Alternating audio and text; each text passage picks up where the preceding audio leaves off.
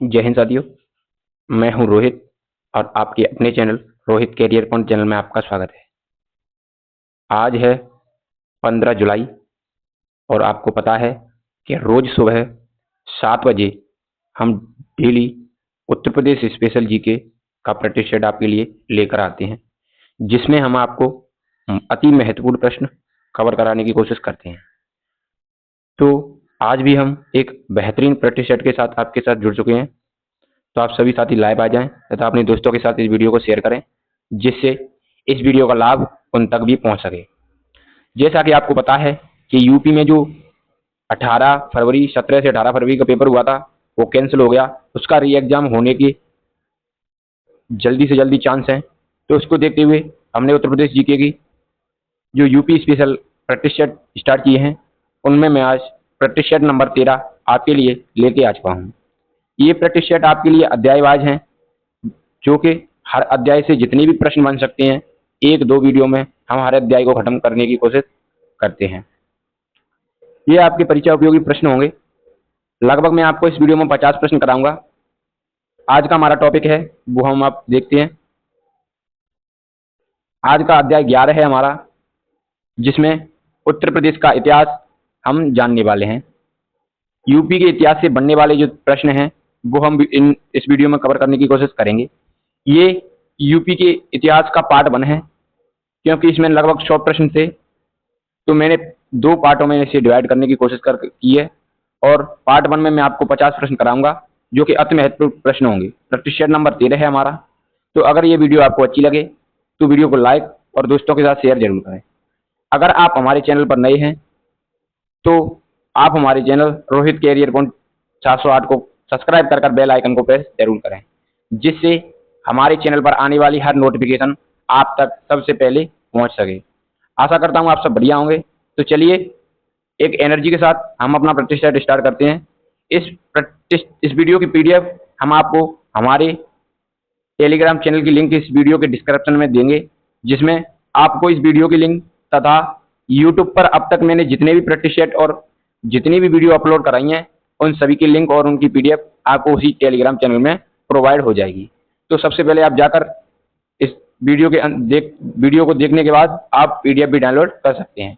चलिए हम video start करते हैं आज की। आज का पहला प्रश्न है साथियों हमारा, 1857 की क्रांति में बरेली के नेतृत्व किसने किया था? जो हमारा बरेली है जिला, उससे 1857 की क्रांति का नेतृत्व किसने किया था? तो इसका पहला ऑप्शन है हमारा नाना साहेब, ऑप्शन बी है हमारा खान बहादुर खान, ऑप्शन सी है हमारा हजरत महल, ऑप्शन डी है हमारा कुंवर सिंह। तो इसका राइट आंसर है हमारा साथियों खान बहादुर खान।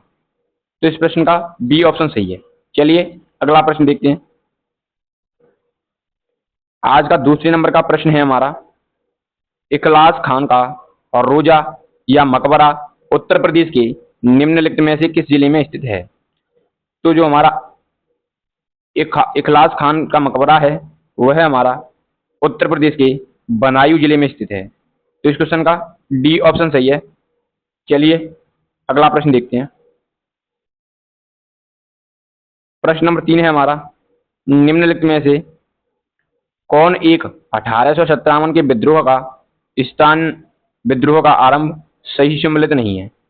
तो जो 1857 के विद्रोह हुआ हमारा, वो है स्थान और उसकी डेट दी है हमें, और हमें बताना है कि इनमें से कौन सा सही नहीं है।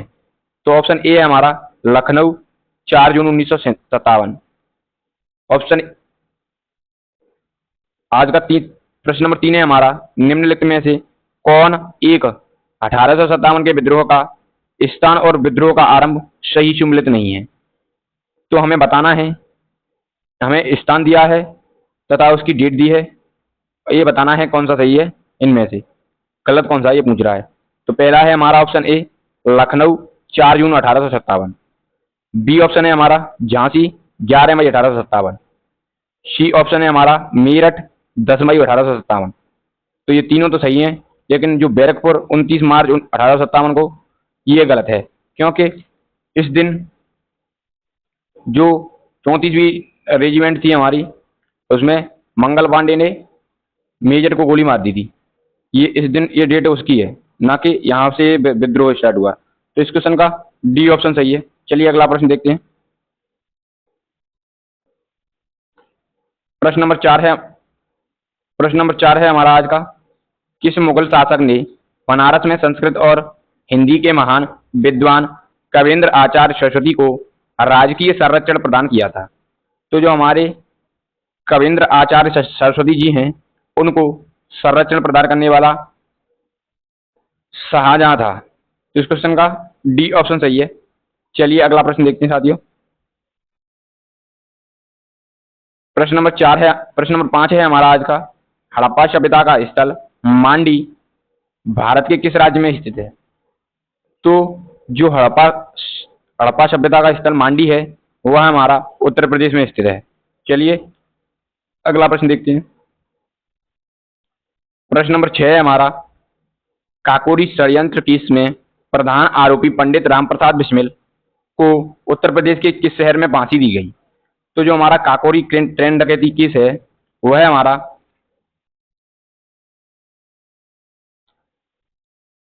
4 से 5 फरवरी 1922 में हुआ था। तो ये भी हमें ध्यान रखना है। रामप्रसाद बिस्मिल जो प्रधान आरोपी थे इस केस के, उनको गोरखपुर की जेल में फांसी दे दी गई। तो इस क्वेश्चन का बी ऑप्शन सही है। चलिए अगला प्रश्न देखते हैं। प्रश्न नंबर 7 है हमारा। अंग्रेजों के विरुद्ध बनारस विद्रोह का नेतृत्व किसने किया था?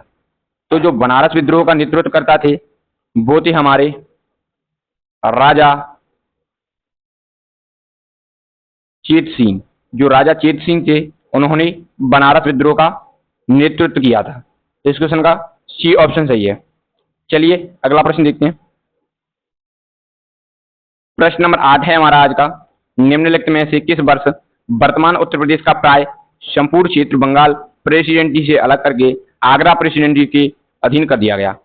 तो जो हमारा बंगाल प्रेसिडेंसी थी, उससे आगरा प्रेसिडेंसी के अधीन हमारा उत्तर प्रदेश का संपूर्ण जो वर्तमान क्षेत्र है, वह 1834 में कर दिया गया। उसमें आगरा प्रेसिडेंसी में कन्वर्ट कर दिया गया। इस क्वेश्चन का सी ऑप्शन सही है। अब बात आगरा की है, तो आगरा में हमारा मशहूर 7 अजूबाओं में से एक ताजमहल स्थित है। ये भी आपको ध्यान रखना है। चलिए रामबाग भी आगरा में स्थित है, सिकंदरा आगरा में स्थित है, तथा खेरिया जो एक एयरपोर्ट है, वो भी आगरा में स्थित है। ये पूछे जाने वाले प्रश्न हैं आगरा से। तो चलिए अगला प्रश्न देखते हैं। प्रश्न है हमारा। उत्तर प्रदेश के विभिन्न स्थानों में आयोजित भारतीय राष्ट्रीय कांग्रेस के अधिवेशन के संदर्भ में सूची 1 को सूची 2 से सम्मिलित कीजिए एवं नीचे दिए गए टूटों का प्रयोग करके सही उत्तर का चयन करना है। हमें स्थान दिया है और वर्ष दी हैं, तो ये हमें मिलानी है। तो इसमें जो ऑप्शन ए मेरठ है, ऑप्शन बी कानपुर है, ऑप्शन सी लखनऊ है, ऑप्शन डी बनारस है। इनके सन हमें मिलाने हैं। तो जो मेरठ है, वहां पर कांग्रेस का अधिवेशन हुआ, वो 1946 में हुआ था। और जो कानपुर है, वह अधिवेशन कानपुर अधिवेशन 1925 में हुआ था। और लखनऊ अधिवेशन है हमारा, वह 1916 में हुआ था। तो जो बनारस अधिवेशन है, वह 1905 में हुआ था। तो इसका 3, 4, 1, 2 ये सही है। चलिए अगला प्रश्न देखते हैं। इसका सी ऑप्शन सही है। चलिए अगला प्रश्न देखते हैं। आज का प्रश्न 11 है साथियों हमारा। निम्नलिखित में से किस वर्ष प्रयागराज के किले पर अंग्रेजों का अधिकार स्थापित हुआ था? तो जो हमारा प्रयागराज उत्तर प्रदेश में स्थित है, उसके किले पर अंग्रेजों द्वारा जो अधिकार कर लिया गया था, वो किया गया था 1797 में। तो इस क्वेश्चन का डी ऑप्शन सही है।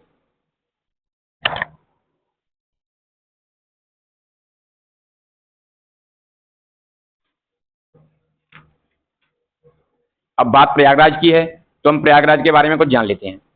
जैसे कि प्रयागराज में फूड प्रोसेसिंग का उत्पाद किया जाता है, तथा मूंज का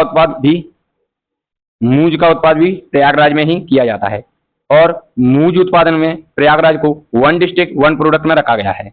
ऐसे ही आपको प्रयागराज में पर्यटक स्थल हमारे खुसरो बाग स्थित है, आनंद भवन स्थित है, चंद्रशेखर आजाद पार्क स्थित है। ये भी आपको ध्यान रखना है। और प्रयागराज जनसंख्या की दृष्टि से उत्तर प्रदेश का सबसे बड़ा जनपद भी है, ये भी आपको ध्यान रखना है। यहाँ गंगा यमुना सरस्वती के संगम त्रिवेणी पर स्थित प्रयागराज का पुराना नाम इलाहाबाद रखा गया था, ये आपको ध्यान रखना है। चलिए 1574 में इसका नाम इलाहाबाद रखा गया था, ये भी आपको ध्यान रखना है क्योंकि पूछ लिए जाते हैं ऐसे फैक्ट। चलिए अगला प्रश्न देखते हैं। प्रश्न नंबर 12 है आज का हमारा साथियों, स्वतंत्र भारत के उत्तर प्रदेश के पहले गवर्नर कौन थे? विगत काल के संयुक्त प्रांत में, जो मतलब विगत काल का संयुक्त प्रांत था, उसके स्वतंत्र भारत के प्रथम गवर्नर जनरल पूछ रहा है हमसे, तो वो थे सरोजिनी नायडू। इस क्वेश्चन का बी ऑप्शन सही है, ये आपको ध्यान रखना है। अब बात सरोजिनी नायडू की है तो उनके बारे में भी कुछ हम फैक्ट्स जान लेते हैं। यह उत्तर प्रदेश, जो सरोजिनी नायडू जी हैं, यह उत्तर प्रदेश की नहीं बल्कि भारत की भी प्रथम महिला राज्यपाल थी। ये हैदराबाद की थी, इनका जन्म हैदराबाद में हुआ था, तेलंगाना में।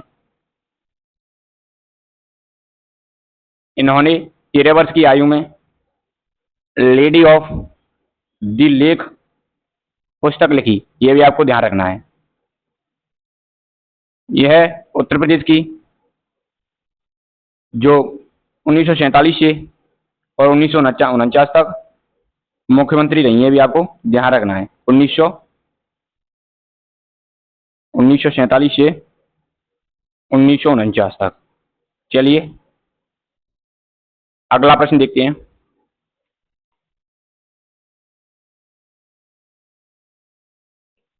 प्रश्न नंबर 13 है हमारा, मौर्य काल में एग्रोनोमी अधिकारी निम्नलिखित में से किस क्षेत्र से संबंधित था?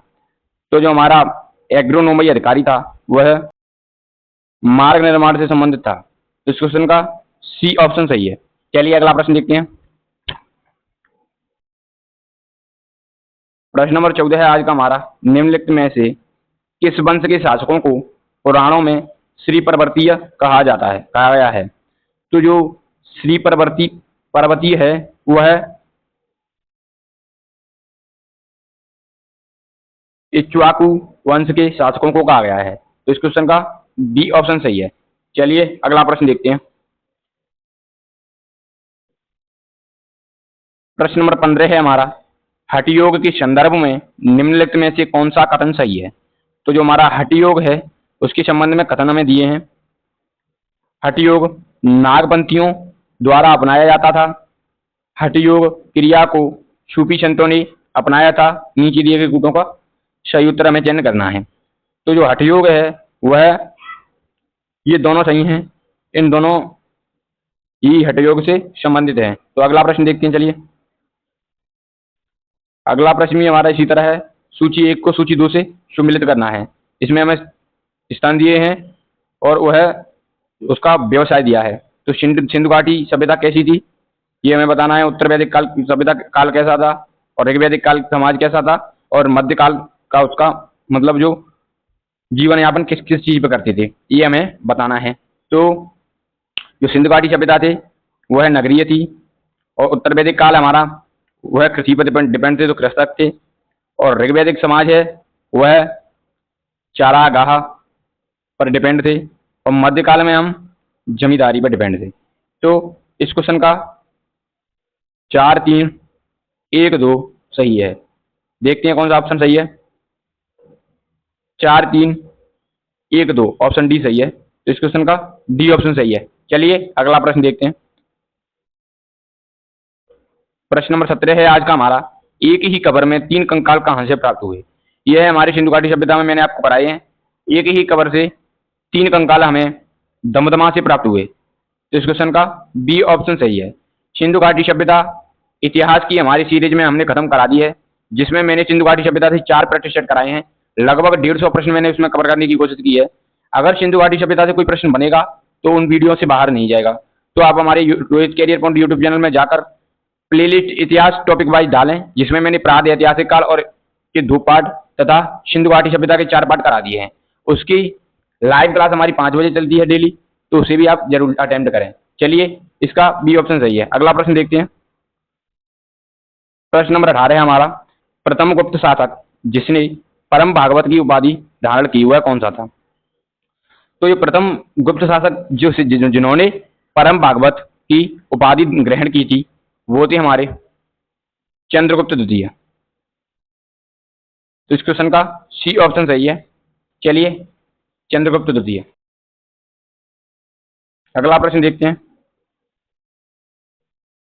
प्रश्न नंबर 19 है हमारा, पहला गुप्त शासक जिसने सिक्के जारी किए थे वह कौन था? तो जो हमारा पहला गुप्त शासक था जिसने सिक्के जारी किए थे वो था हमारा चंद्रगुप्त प्रथम।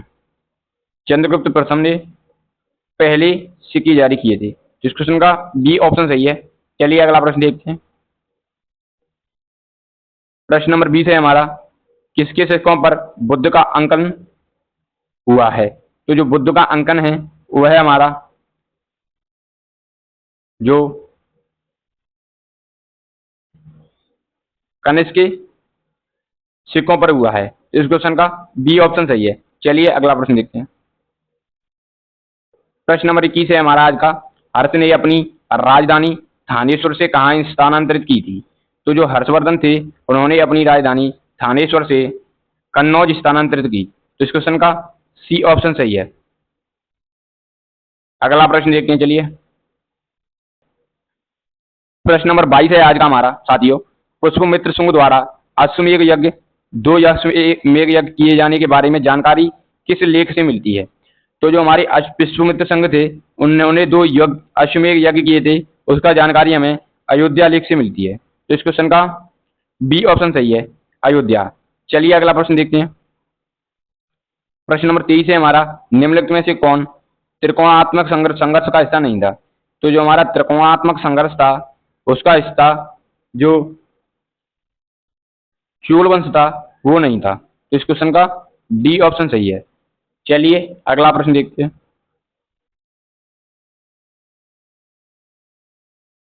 प्रश्न नंबर 24 है हमारा आज का, निम्नलिखित में से विक्रमशाला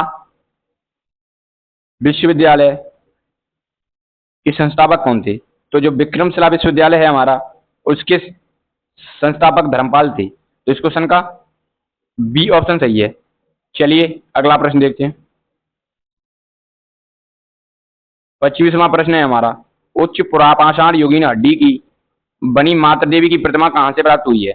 एक बार और देखिए, उच्च पुरापाषाण युगीन हड्डी की बनी मातृ देवी की प्रतिमा हमें कहां से प्राप्त हुई है यह हमें बताना है। तो इसका राइट आंसर होगा उत्तर प्रदेश में बेलन घाटी से हमें प्राप्त हुई है। तो इसका ए ऑप्शन सही है। चलिए अगला प्रश्न देखते हैं। उत्तर प्रदेश जी के चल रही है तो उत्तर प्रदेश के बारे में हम पढ़ रहे हैं, तो इसका ए ऑप्शन सही है। अगला प्रश्न है हमारा प्रश्न नंबर 26 है हमारा, दिल्ली का प्रथम मुस्लिम शासक कौन था? तो हमारे दिल्ली का जो प्रथम मुस्लिम शासक था वो था कुतुबुद्दीन ऐबक। तो इस क्वेश्चन का ए ऑप्शन सही है। चलिए अगला प्रश्न देखते हैं। प्रश्न नंबर 27 है हमारा, निम्नलिखित में से किसने भारत में प्रथम भारतीय त्योहार नौरोज को आरंभ करवाया था? तो जो नौरोज त्योहार है हमारा वह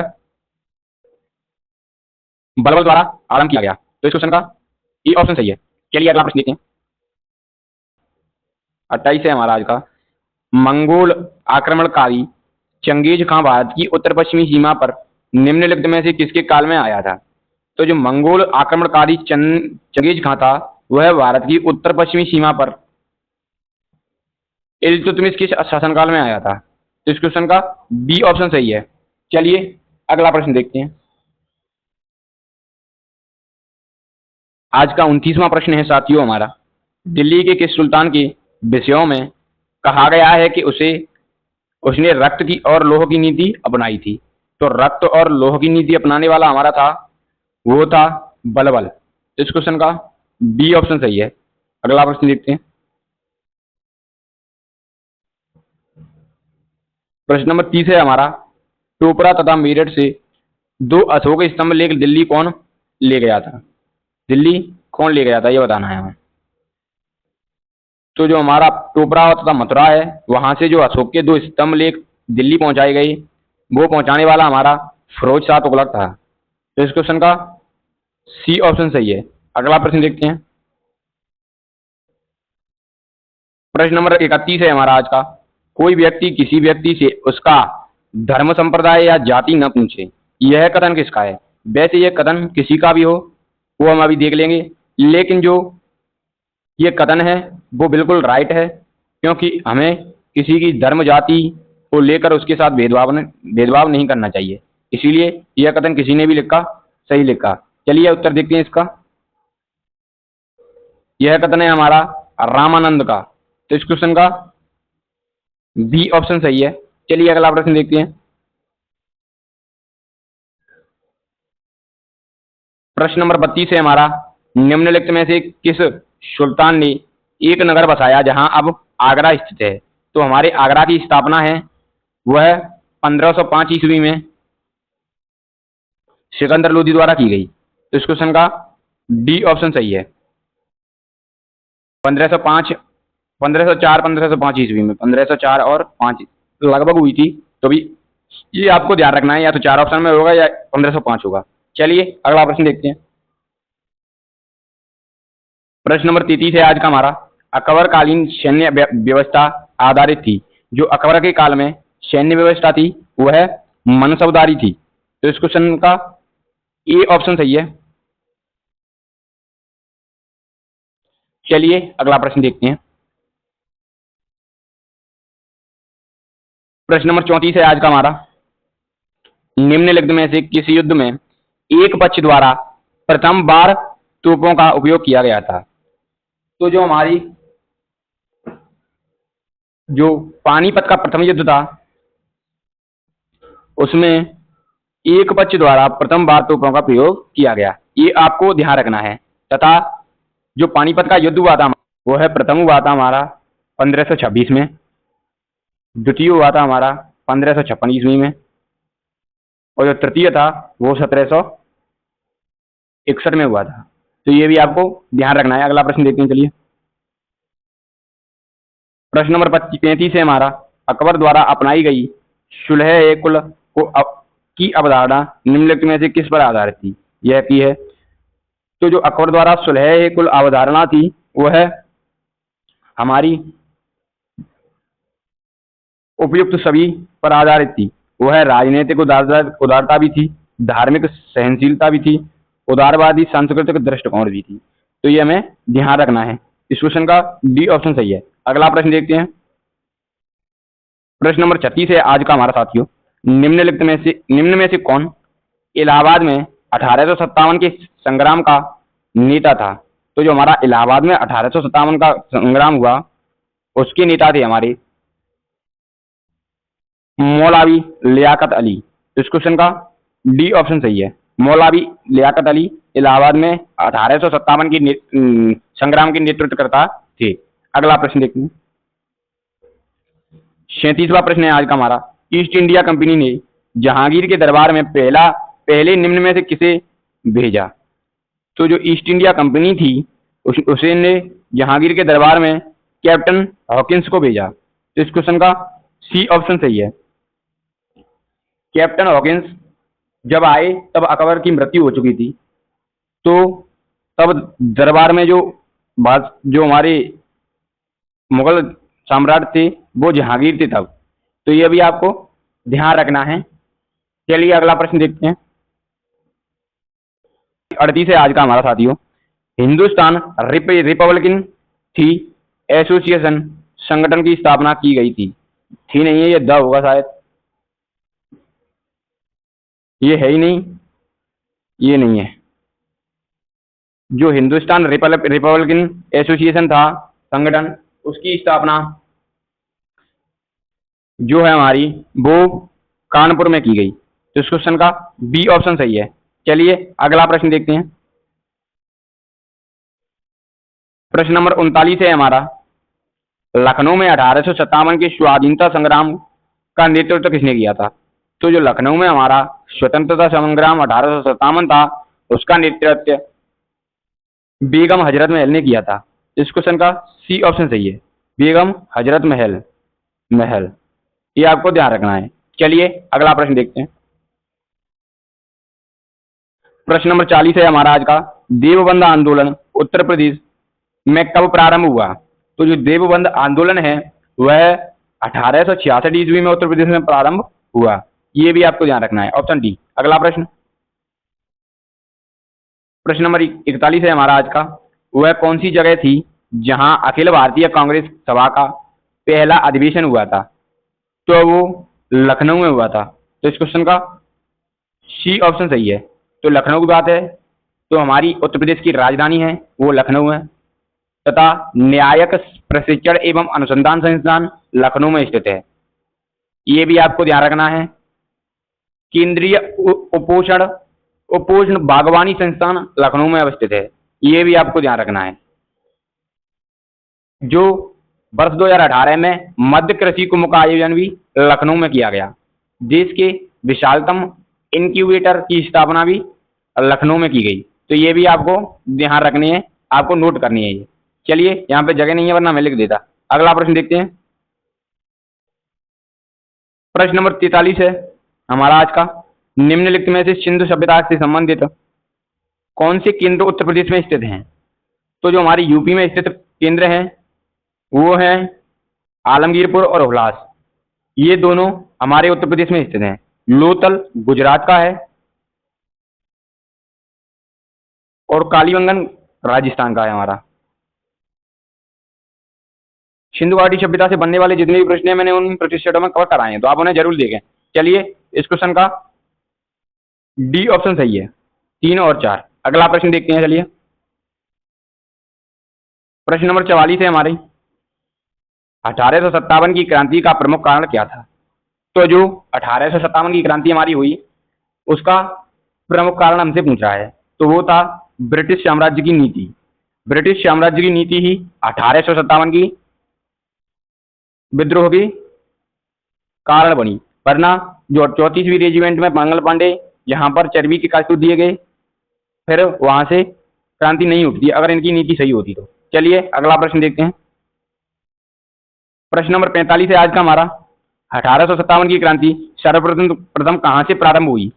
तो जो 1857 की क्रांति है हमारी वह है मेरठ से मानी जाती है। इस क्वेश्चन का सी ऑप्शन सही है। अगला प्रश्न देखते हैं। प्रश्न नंबर 46 है हमारा, वीरांगना रानी लक्ष्मीबाई को अंतिम युद्ध में सामना करना पड़ा था, वह किसका सामना करना पड़ता है ये हमें बताना है। तो यूरोज है हमारा, उसका सामना करना पड़ा था। इस क्वेश्चन का ए ऑप्शन सही है। अगला प्रश्न देखते हैं। प्रश्न नंबर 47 है हमारा, 1857 के बरेली विद्रोह के नेता कौन थे? तो ये हमने प्रश्न ऊपर पहला प्रश्न ही देखा था। तो इस क्वेश्चन का ए ऑप्शन सही है, खान बहादुर। अगला प्रश्न देखते हैं। एक आध प्रश्न रिपीट हो गया है। 48वां प्रश्न है आज का हमारा, 1857 के स्वाधीनता संघर्ष की वीरांगना महारानी लक्ष्मीबाई का जन्मस्थली कहाँ की है? तो जो महारानी लक्ष्मीबाई का जन्म था हमारा वह वाराणसी में हुआ था। तो इस क्वेश्चन का सी ऑप्शन सही है, वाराणसी में महारानी लक्ष्मीबाई का जन्म हुआ था। अगला प्रश्न देखते हैं। प्रश्न नंबर 49 है आज का हमारा, नाना साहब का कमांडर इन चीफ कौन था? तो जो नाना साहब थे हमारे उनका कमांडर इन चीफ कौन था ये हमें बताना है। तो वो थे तात्या टोपे। इस क्वेश्चन का सी ऑप्शन सही है। अगला प्रश्न देखते हैं। आज का 50वां प्रश्न है हमारा, जो वीडियो का लास्ट प्रश्न भी होगा। 1857 के संघर्ष में भाग लेने वाले सिपाहियों को सर्वाधिक संख्या कहाँ की थी? तो जो सिपाही थे उनकी सर्वाधिक संख्या थी वह अवध क्षेत्र से थी। तो इस क्वेश्चन का बी ऑप्शन सही है, अवध क्षेत्र से सबसे ज्यादा 1857 की क्रांति में सिपाही गए थे। इस क्वेश्चन का बी ऑप्शन सही है। आपने इन 50 प्रश्नों में हमारा साथ दिया, थैंक यू। अगर ये प्रश्न आपको बहुत ही इंपॉर्टेंट है और आपके लिए आपकी परीक्षा के लिए बहुत उपयोगी हैं, इसकी पीडीएफ आप टेलीग्राम से डाउनलोड करके इस प्रश्नों को नोट कर लें। इसका नेक्स्ट पार्ट हम कल अब लेकर आएंगे। तो आप सभी को इस वीडियो को शेयर करना है, लाइक करना है। अगर इस वीडियो को आपको लगे कि ये वीडियो आपके एग्जाम के लिए हेल्पफुल है तथा हमारा चैनल आपके एग्जाम के लिए हेल्पफुल है, तो आप हमारे चैनल को सब्सक्राइब कर बेल आइकन को प्रेस जरूर करें। चलिए, आज का जो होमवर्क का प्रश्न है हमारा वो देखते हैं। आज का सवाल है हमारा, जिसका जवाब आप सभी को बड़े प्यार से और फुल डिटेल में कमेंट बॉक्स में देना है। सवाल हमारा आज का इस प्रकार है साथियों, आनंद मठ के लेखक कौन है? जो आनंद मठ पुस्तक है उसके लेखक हमें बताने हैं। इसका पहला ऑप्शन ए है हमारा बंकिम चंद्र, बी ऑप्शन है सुमित्रानंदन पंत, सी ऑप्शन है रविंद्रनाथ टैगोर, डी ऑप्शन है अबुल फजल। तो इसका जवाब आपको कमेंट बॉक्स में अवश्य देना है। आप कमेंट में इसके उस प्रश्न के बारे में जितना भी आपको पता हो आप लिखना, आप लिखा करो, क्योंकि लिखने से हमें चीज़ याद होती है। एक बार हम किसी चीज़ को अगर लिख देते हैं तो उसके 95% याद होने की चांसेस बढ़ जाती हैं। तो इसका जवाब आप सभी कमेंट में दें, तथा अगर ये वीडियो आपको अच्छी लगी हो तो इस वीडियो को लाइक करें तथा अपने दोस्तों के साथ शेयर भी करें। अगर आप हमारे चैनल पर नए हैं तो चैनल को सब्सक्राइब कर बेल आइकन को प्रेस जरूर करें, जिससे हमारे चैनल पर आने वाली हर अपडेट, हर नोटिफिकेशन सबसे पहले आप तक पहुंच सके। चलिए मिलते हैं एक और नेक्स्ट वीडियो में, बेहतर वीडियो में फिर मिलेंगे, जरूर मिलेंगे। Thank you for watching. जय हिंद।